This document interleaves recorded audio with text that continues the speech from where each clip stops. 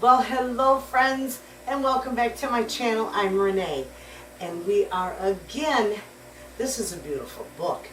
This all-new book of cooking, or of canning and preserving, I would recommend anybody getting it. I love this book.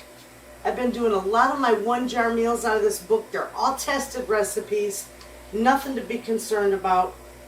And today we're going to do simple one-jar vegetables. We're going to do Mexican corn. I've got a lot of corn. And you can even use frozen corn with this recipe as long as you thaw it out first. So, we're going to get busy with this. This is fantastic.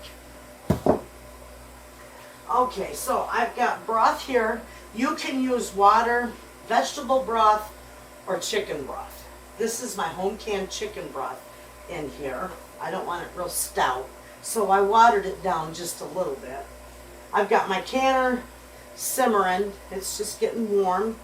I've got all my jars. I've got my lids, my rings, everything I need, my spices, and I've got corn. In this bowl, I've got 6 cups of corn. The recipe, I'm doubling this recipe. So I've got 6 cups of corn. I've got 2 cups of chopped onions and 2 cups of chopped red peppers.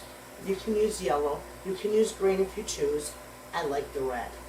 Anyway, I'm going to make this real easy on myself.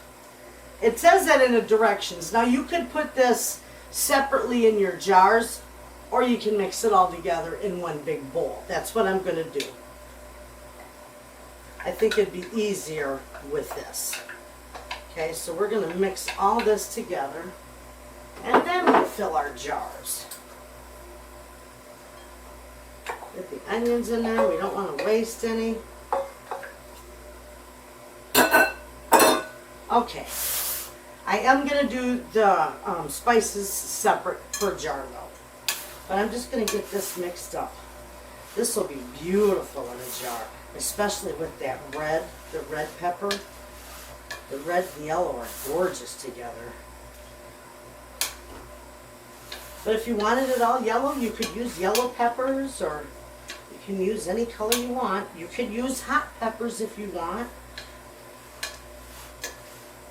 And it does give you a couple options for your herbs. Cumin, I'm going to put in it. Salt.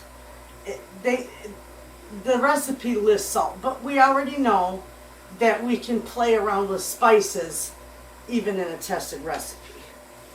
So, this is all mixed up. But I'm going to use some oregano and cumin and a little salt and pepper in mine. Okay? So here we go. We're going to get these jars filled, and where did I put my funnel? There it is. Okay, now you don't want to pack these down. You want them nice and loose in here. And you want to leave a 1-inch headspace. Okay? Isn't that pretty in that jar? Okay, there we go. And I'm not sure how many jars I'm going to get. You're supposed to get 8 jars.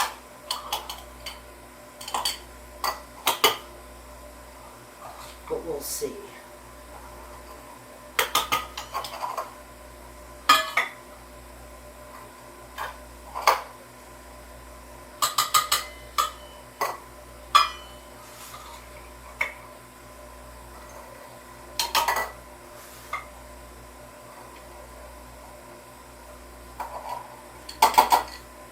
And I need a little more than that.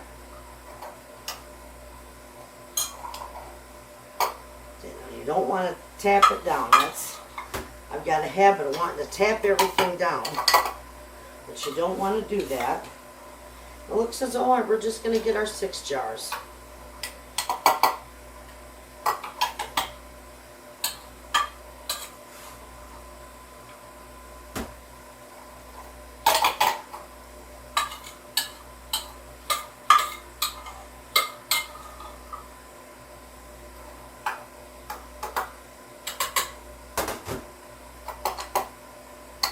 I'm going to divvy this last little bit up amongst the rest of them. I'm just going to use my hands here.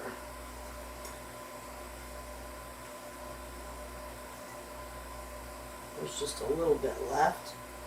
My hands are cleaned. Everything is clean. Okay. Those are gorgeous, aren't they? This will be nice for a quick side dish. Okay, so here we go. I need to get my measuring spoons. We are going to put a half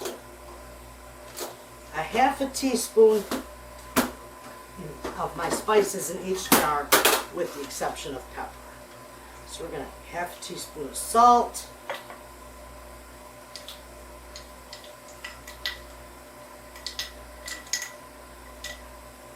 Okay, there we go. We're going to do a half a teaspoon of cumin. Oh, I love cumin. It's just such a nice spice. I love cumin with beans. It goes with beans like peanut butter goes with jelly. In fact, bean soup isn't bean soup without a little cumin in it. Okay, there's that. Now we're also going to do a little bit of oregano. A half a teaspoon.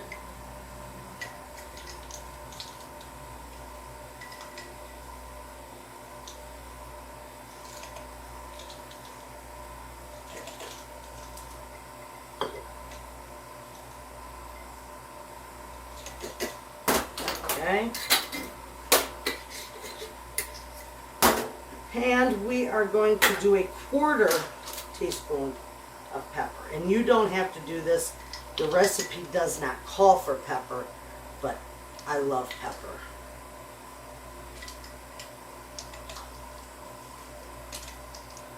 My whole family loves pepper. So it was a scant quarter teaspoon. Okay? Alright, so now we got that. I'm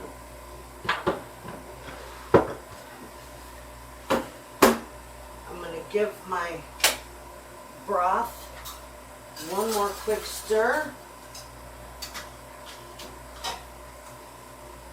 Get my ladle.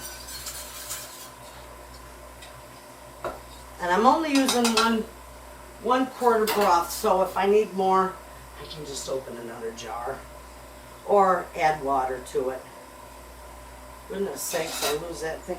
I hate this thing, and then when I get it, I never want to use it, and when I need it, I can't find it. It's alright, I'll just pour it in there real carefully.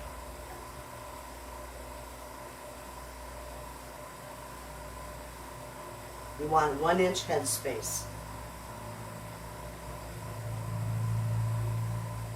That looks so pretty. And if you ever find a sale on frozen corn, just remember you can can it. And you can make this. I wouldn't recan canned corn, but you can surely use frozen. I've done that before. It saves room in your freezer too. I do a lot of freeze drying though, so I freeze dry. I've got a lot of corn freeze drying. I just wanted a few jars of this in my pantry. And boy, I'm really on a roll this time with my canning. I've got everything right to the T. I had just enough broth, and if I need to add a little more. Okay, we're going to debubble. Do not skip this step. We're going to have to add more of our broth. And I got a little bit of water in my teapot, so I'm not going to open up a whole nother quart of broth if I need extra in these. I'll just use water to top them off with. Oh yeah, these are nice. Beautiful. Okay. 1-inch headspace. I did say that.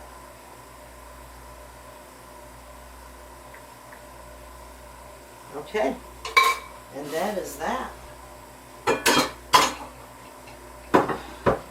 Now, we are going to, I got a little bit of vinegar and a paper towel. We're just going to dip that in there and clean our rims. Never skip this step and never skip the debubbling step. Okay? Always, always do both. Liquid. When you're canning complete liquid like tomato juice, that's a whole different story, friends. That's just common sense. You don't have to, debubble that. There's nothing there to debubble. But foods like this, you need to debubble. I have my lids ready for 8 jars. Center them on top. Okay, and we're only going to put these on finger tight. You don't want these cranked down because they could buckle on you. You don't want that.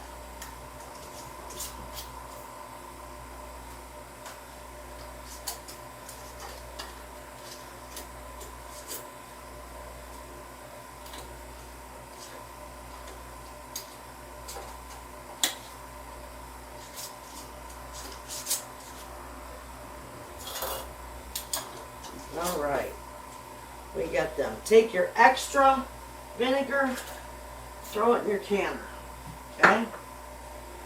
These jars are gorgeous. Now those are going in the canner.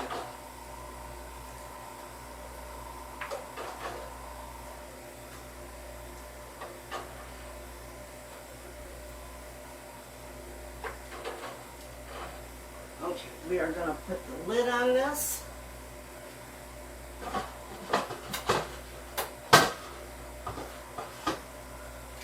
Turn that on high for now.